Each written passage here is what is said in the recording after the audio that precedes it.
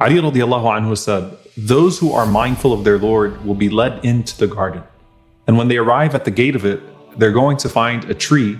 And at the root of that tree, there are two streams that are flowing out. So they approach one of them just as they have been commanded, and they drink from it. And then all of the dirt and the filth and the foulness on the inside is washed away. And then they drink from the other, and they do wudu from its water. And everything on the outside is washed away. And this gives them this radiance that is Jannah-like. And after that, he said, radiallahu ta'ala anhu, that their skin will never change, it will never crack, their hair will never be disheveled again, and it is as if they have been polished.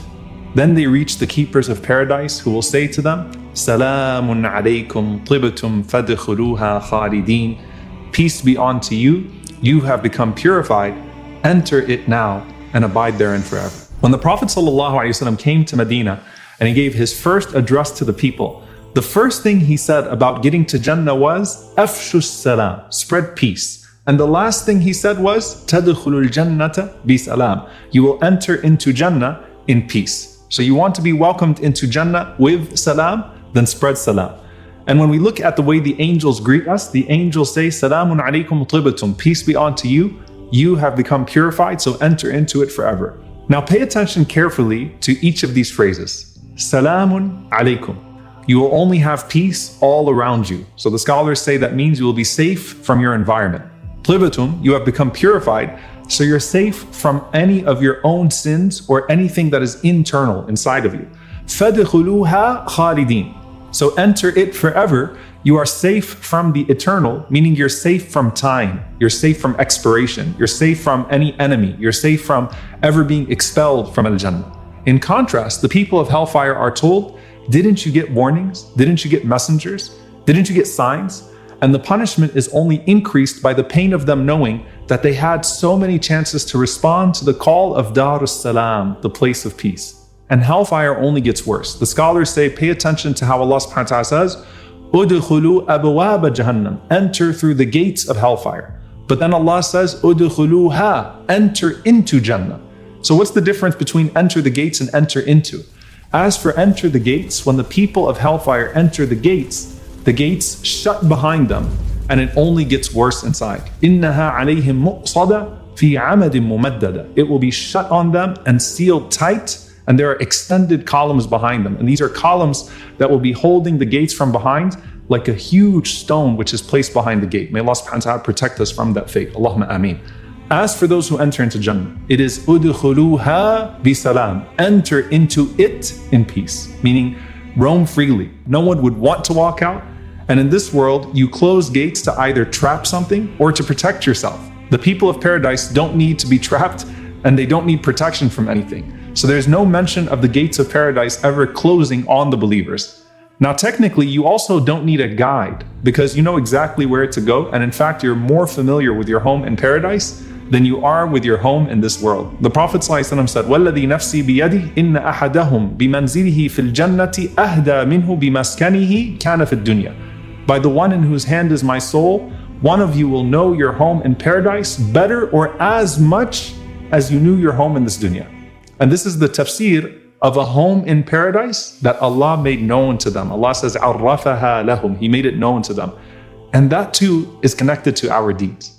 Imam Hassan al-Basri rahimahullah said, وَصَفَ اللَّهُ تَعَالَى لَهُمُ الْجَنَّةَ فِي الدُّنْيَا فَلَمَّا دَخَلُوهَا عَرَفُوهَا بِصِفَتِهَا. Allah has described paradise to them in this world in such a way that once they enter into Jannah, they will know it by its description. So you will remember everything we spoke about in this series, inshallah ta'ala, when you actually enter into Jannah bi'idhnillahi ta'ala. So what's the purpose then of an angel that guides you?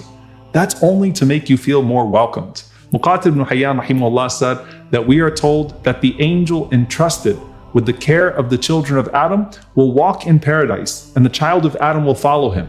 And he will show him all of his properties until he reaches the final dwelling, and then he will tell the person about everything that he was given in Jannah. And then once you enter into your home with your family, the angel goes away. And in one narration, the angel says, أَنَا قَيِّمُكَ الَّذِي وُكِلْتُ بِأَمْرِكَ, that I am your caretaker and you have been entrusted to me. So you have a whole welcoming committee in Jannah, and it starts with the angels. Humayd ibn Hilal rahimahullah says that when one enters paradise and is given the form of the people of paradise, and then dressed up with their dress, and then adorned with their jewelry, and then shown the maidens and the servants and all that is in there of the creations of paradise, that you become so happy that if it was possible, you would die out of joy. And then it is said to that person, you see this happiness that is overwhelming you? It's going to be like this forever. Meaning you're always going to be this happy, like your first entrance. Ad-Dhahhak rahimahullah said, and then when the believer enters into Jannah, the angel leads him to all of its different lanes and pathways and says, what do you see here? And you say, I see palaces of gold and silver. And the angel says, all of that is for you. And then when you reach there are servants at every gate of every palace, and they welcome you and they say, Nahnu lak, we are for you. And then the angel says, walk with me further, and says, what do you see here? And you say, I see beautiful canopies and companions. And it will be said to him that all of this is for you. And then you reach there and you are received by them, and they will say to you, Nahnu lak, we are for you. And Abu Abdurrahman al-Jubari says, and then when the believer enters heaven first, he is received by 70,000 servants as if they are shining pearls. 2 rows of those servants are arranged on both sides, neither one of them seeing the other. And anytime you walk, they follow you, they walk with you. And the spouses of paradise welcome each other by saying what? Anta hibbi wa ana hibbuk. You are my love and I am your love. And that's all of the other welcomings. But what about the greatest welcomer of all? Allah subhanahu wa ta'ala. Rasulullah sallallahu alayhi wa sallam said that Allah will say to the people of paradise, Ya ahlal jannah, O people of paradise. And the people of paradise will say, Labbayka wa sa'dayk. Here we are, O Allah, here we come. What is it, O Allah? And these people are the same people that used to say, Labbayk Allah in this life. Here we come, O Allah, here we come. And now they're saying it in Jannah. What is it, O Allah? We're ready. And Allah says, Hal raditum? Are you pleased? And they say, how could we not be pleased when you've given us everything that we could possibly want and things that you've not given to anyone else of your creation? And Allah says, I'm going to give you something that's better than all of that. And they say, Ya Rabb, our Lord, what is better than that? And Allah subhanahu wa ta'ala says, أُحِلُّ عَلَيْكُمْ رِضْوَانِي فَلَا أَسْخَطُ عَلَيْكُمْ بَعْدَهُ أَبَدًا. That I am pleased with you forever and I will never be angry with you again.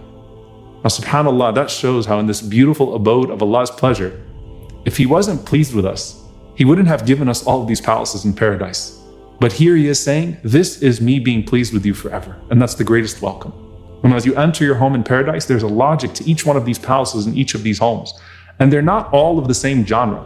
So no one feels like they have a smaller home or they live in a worse neighborhood in Jannah.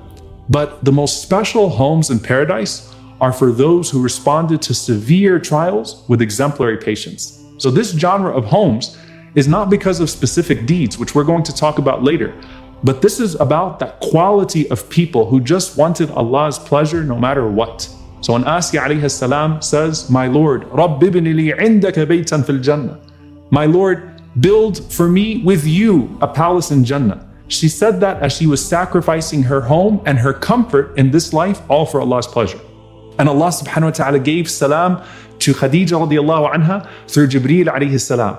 And He gave her the bushra, the glad tidings of a palace in Jannah of special pearls with no noise or fatigue. Because she gave that type of a home and comfort up in this life, all for Allah's pleasure.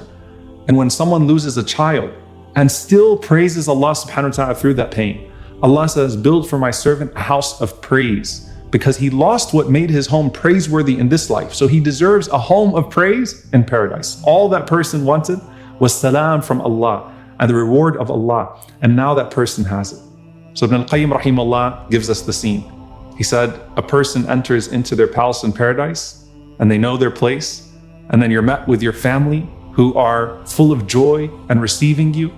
And this is even more so than when family come together and rejoice in this life after a loved one has been away for a long time. And then he hears the greetings of all of the new companions of paradise. And then he goes and he reclines on his bed and he looks at the foundation and he notices that even the bed has been erected on beautiful pearls. And he sees green and red and yellow paths and drapes. And he raises his head to the roof of his house. And had he not been created for it, he would have lost his vision. And he says as he's looking around, Alhamdulillah alladhi hadana lihada wa ma kunna linahtadiya lawla an hadana Allah. All praises be to Allah who guided us to this. We would have never been able to get this had Allah subhanahu wa ta'ala not guided us.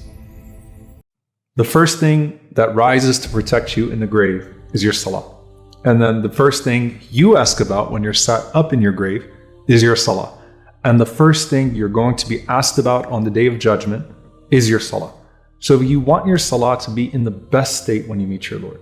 The Prophet ﷺ said, إِذَا كَانَ أَحَدُكُمْ فِي الصَّلَاةِ فَإِنَّهُ يُنَاجِي رَبَّهُ. When any one of you is engaged in prayer, you're holding an intimate conversation with your Lord. And if you pay attention to the salah, immediately after you praise Allah for His mercy, Ar-Rahman Ar-Rahim, you affirm that He is what? Maliki Yawmiddin, Master of the Day of Judgment. And there is no day that you're going to need His mercy more than on the Day of Judgment.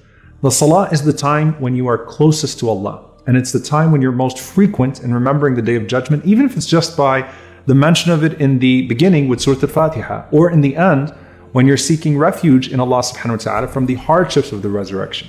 So the best salah is the one in which your heart is most present with Allah and you're also longing towards that meeting with Him on the last day.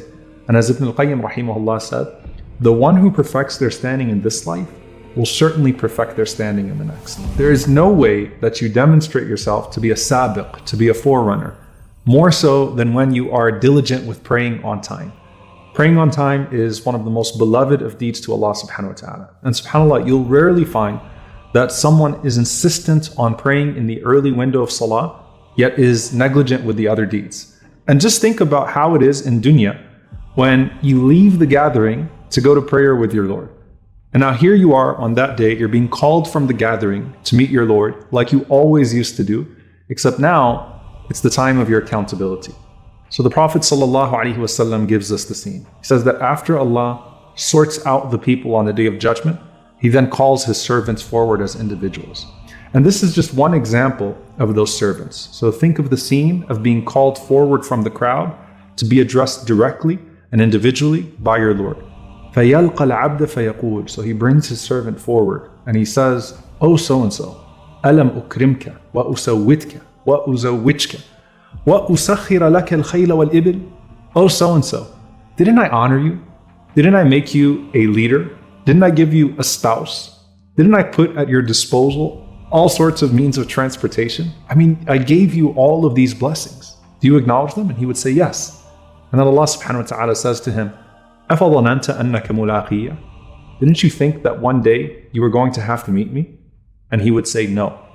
So Allah subhanahu wa ta'ala would respond to this particular abd and say, فَإِنِّي أَنْسَاكَ كَمَا نَسِيتَنِي. So I shall forget you today as you forgot me. Now if you notice here, Allah reminded him first of His blessings upon him and then blamed him for his forgetfulness of Allah subhanahu wa ta'ala. Why? Because the grateful one remembers Allah most, because every single blessing leads that person to remembrance and worship. And this is deeply connected to the Prophet ﷺ saying, إِنَّ أَوَّلَ مَا يُحَاسَبُ بِهِ الْعَبْدُ يَوْمَ الْقِيَامَةِ مِنْ عَمَلِهِ صَلَاتُهُ. That the first thing that you're going to be asked about from your deeds on the Day of Judgment is your prayer. Because the salah is connected intimately to how you remembered Allah overall and how you thanked Him for His blessings. In fact, if you pay attention to the context of salah in the Quran, firstly Allah says, أَقِمِ الصَّلَاةَ لِذِكْرِي. Establish the prayer for my remembrance. So this is the opposite of the one who forgot Allah. And Allah also says, بَلِ اللَّهَ فَاعْبُدْ وَكُنْ مِنَ الشَّاكِرِينَ. So worship Allah and be amongst His grateful servants. And how would the Prophet ﷺ respond when he was asked why he prayed so much at night? He would say what? أَفَلَا أَكُونُ عَبْدًا شَكُورًا. Shall I not be a grateful servant to Allah subhanahu wa ta'ala? And that's why in one profound narration, Prophet ﷺ said something very interesting. He said, مَنْ حَافَظَ عَلَيْهَا.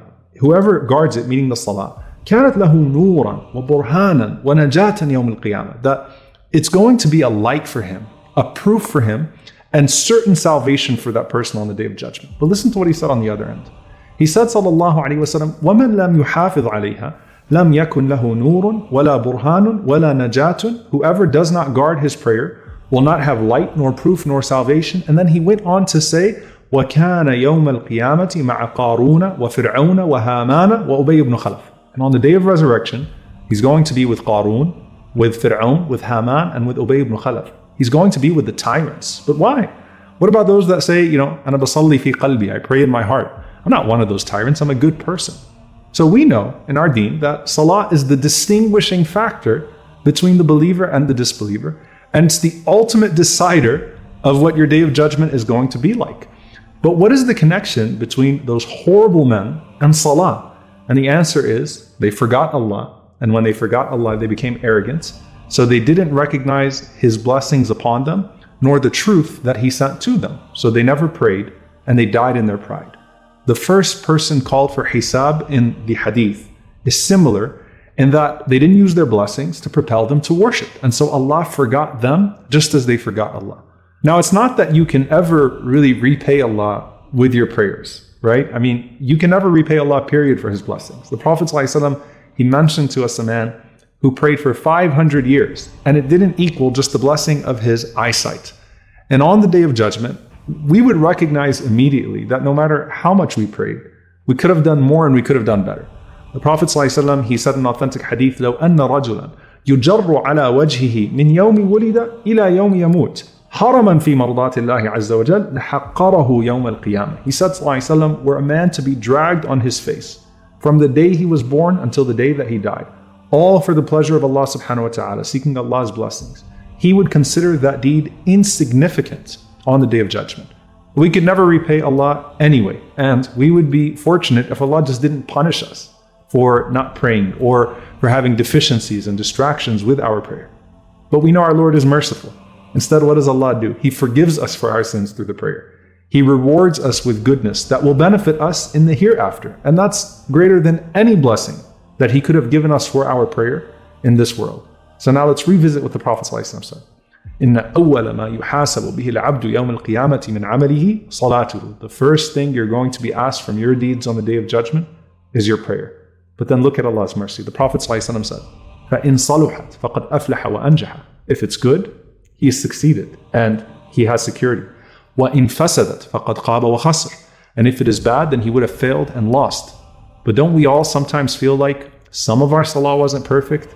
So after Allah looks at your prayer, Allah calls and says, هَلْ لِعَبْدِي مِن تَطَوُّعٍ. Does my servant have any voluntary prayers?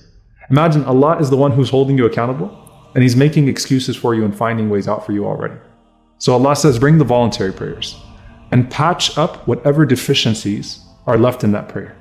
And the Prophet ﷺ said, ثُمَّ يَكُونُ سَائِرَ عَمَلِهِ عَلَى ذَلِكَ. And that's how Allah is going to deal with all of your deeds. So when your Ramadan is brought forward, Allah subhanahu wa ta'ala says, is there any voluntary fast? And Allah patches up your obligatory fast with the voluntary fast. And then your zakat is brought forward. And Allah says, does He have any sadaqah, any voluntary charity? And Allah patches up the zakat with the voluntary charity. And He does that with all of your deeds. Now remember how those under the throne of Allah subhanahu wa ta'ala are all al-muqarrabun, those who are close to Him? The Prophet ﷺ said that Allah has said, وَمَا تَقَرَّبَ إِلَيَّ عَبْدِي بِشَيْءٍ أَحَبَّ إِلَيَّ مِمَّا افْتَرَضْتُهُ عَلَيْهِ وَلَا يَزَالُ عَبْدِي يَتَقَرَّبُ إِلَيَّ بِالنَّوَافِلِ حَتَّى أُحِبَّهُ. That my servant does not come close to me with anything more beloved to me than the obligatory deeds. And then he continues to come close to me with the voluntary deeds until I love him. So qurb, which is closeness to Allah, that we all hope would count us from the muqarrabun on the Day of Judgment and count us amongst those who are under His shade. Qurb is attained by first doing the obligatory deeds. Then it's the voluntary ones. And there is no way you're going to be able to claim closeness to Allah subhanahu wa ta'ala if you're ignoring the call to prayer. And if you're tasting the sweetness of prayer, here's the beauty of it. You'll start to pray more than 5 times a day. And the beauty of that is that every single meaningful prayer inevitably leads to the next prayer being less deficient, so less holes. And so your prayers are getting better. And you're doing more of them. So both the quality is increasing, which means less deficiency, and because you're enjoying your prayer now, the quantity is increasing more, which means that there's more to fill any remaining deficiencies. And on the Day of Judgment, every single one of them, the 5 prayers, the sunnahs, the witrs, the taraweehs, the tahajjud, they come forth as a form of light, as a proof for you, as beauty, and as salvation. So in this world, if you really understood Hayya ala salah, come to the prayer, you're now witnessing the fruit of Hayya ala falah, come to true success. Because here's that success.